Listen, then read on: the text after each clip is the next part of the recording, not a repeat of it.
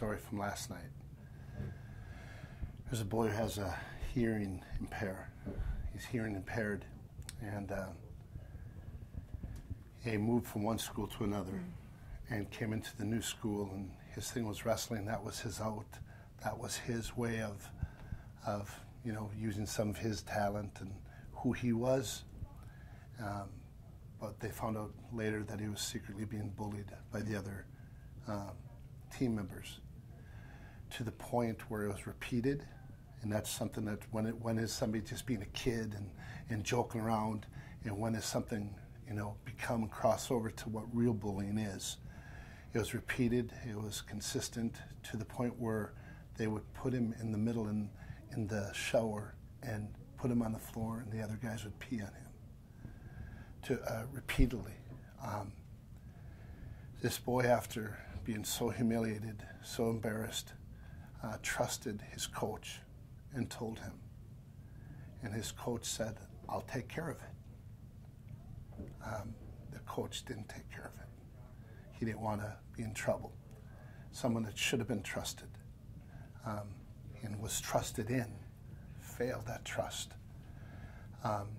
It became public. That's why I feel okay to talk about it, because it came out, and some people were held responsible, some jobs were lost. But the sad thing is that the shunning that is now going on to that family for talking is almost worse than the original. And how do we, as parents, go, "Oh, it's just like when we were kids"? No, it's not. Because of the intensity, because it used to be, I could call your name on the baseball field and we're home and you forget about it. Now, because of media, it's continual, it's constant, and you can't get away from it. And so parents, please, educators, please hear me. They need us. They need us not to just make light of it. Their pain is real.